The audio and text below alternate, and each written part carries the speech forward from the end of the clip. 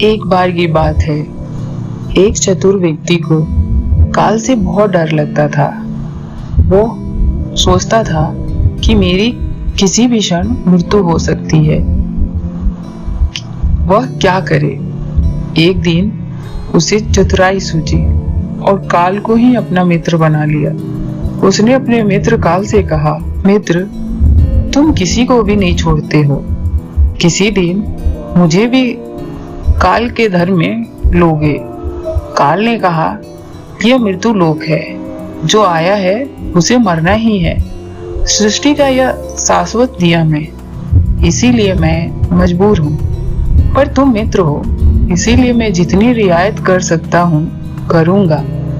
मुझसे क्या आशा रखते हो? साफ साफ कहो। व्यक्ति ने कहा, मित्र, मैं इतना ही चाहता हूँ कि आप मुझे अपने लोक ले जाने के लिए आने से कुछ दिन पहले एक पत्र अवश्य लिख देना, ताकि मैं अपने बाल बच्चों को कारोबार की सभी बातें अच्छी तरह से समझा दूं और स्वयं भी भगवान भजन में लग जाऊं। काल ने प्रेम से कहा, यह कौन सी बात है? मैं एक नहीं आपको 4 पत्र भेज दूंगा, चिंता मत करो। चारों पत्र के बीच समय भी अच्छा खासा दूंगा, ताकि तुम सचेत होकर काम निपटा लो। वह व्यक्ति बड़ा ही प्रसन्न हुआ, सोचने लगा कि आज से मेरे मन से काल का भय भी निकल गया। मैं जाने से पूर्व अपने सभी कार्य पूर्ण करके जाऊंगा तो देवता भी मेरा स्वागत करेंगे। दिन बीतते गया, आखिर मृत्यु की घड़ी आ पहुंची। काल अपने दूत सहित उसके समीप आकर बोला, मित्र, अब समय पूरा हुआ, मेरे साथ चलिए। मैं सत्यता और दृढ़ता पूर्वक अपने स्वामी की आज्ञा का पालन करते हुए एक क्षण भी तुम्हें और यहाँ नहीं छोड़ूंगा। उस व्यक्ति के माथे पर बल पड़ गया, पुकुटी तन गई और कहने लगा, धिक्कार है तुम्हारे जैसे मित्रों पर। मेरे साथ विश्वासघात करते हुए तुम्हें लज्जा नहीं आती? तुमने मुझे वचन दिया था कि आने से पहले पत्र लिखूंगा, परंतु तुम तो बिना किसी सूचना के अचानक दूतों सहित मेरे ऊपर चढ़ आए। मित्रता तो दूर रही, तुमने अपने वचन को भी नहीं निभाया। काल हंसा और बोला, मित्र, इतना झूठ तो न बोलो। मैंने आपको एक नहीं 4 पत्र भेजे, आपने एक भी उत्तर नहीं दिया। उस व्यक्ति ने चौंक कर पूछा, कौन से पत्र? कोई प्रमाण है? मुझे पत्र प्राप्त होने की कोई डाक रसीद आपके पास है तो दिखाओ। काल ने कहा, मित्र, घबराओ नहीं, मैंने 4 पत्र इस समय आपके पास मौजूद है। मेरा पहला पत्र आपके सिर पर चढ़कर बोला, आपके काली सुंदर बाल उन्हें सफेद कर दिया और ये भी कहा कि सावधान हो जाओ, जो करना है कर डालो। बनावटी रंग लगाकर आपने अपने बालों को फिर से काला कर लिया और पुनः जवान बनने के सपने में खो गए। आज तक मेरे श्वेत अक्षर आपके सिर पर लिखे हुए हैं। कुछ दिन बाद में दूसरा पत्र आपके नेत्रों के प्रति भेजा।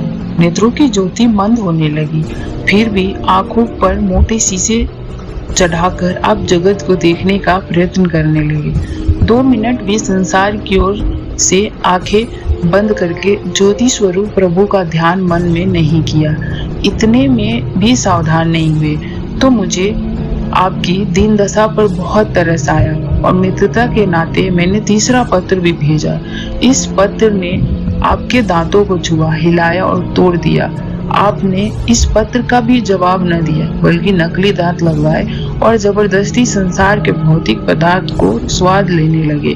मुझे बहुत दुख हुआ कि मैं सदा इसके भले की सोचता हूँ और यह हर बार एक नया बनावटी रास्ता अपनाने को तैयार रहता है।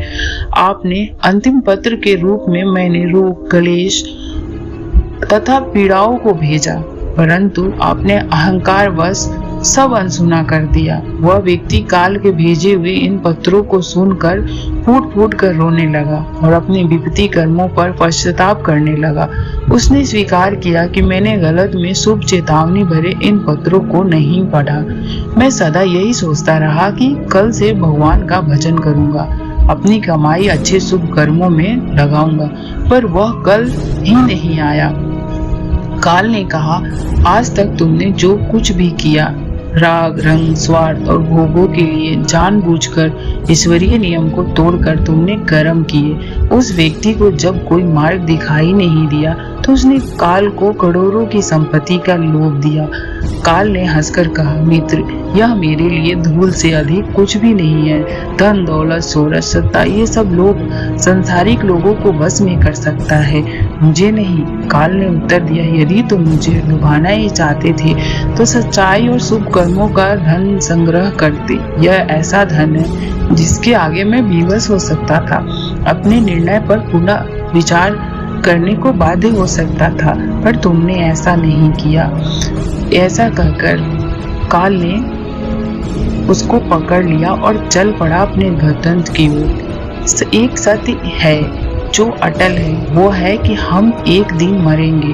हम जीवन में कितनी दौलत जमा कर ले, कितनी शोहरत पाएंगे, कैसी संतान होगी, यह सब अनिश्चित होता है, समय के गर्भ में छुपा होता है, परंतु हम मरेंगे एक दिन। बस यही एक बात जन्म के साथ ही तय हो जाती है। समय के साथ उम्र की निशानियों को देखकर तो कम से कम हमें प्रभु परमेश्वर को याद में रखने का अभ्यास करना चाहिए।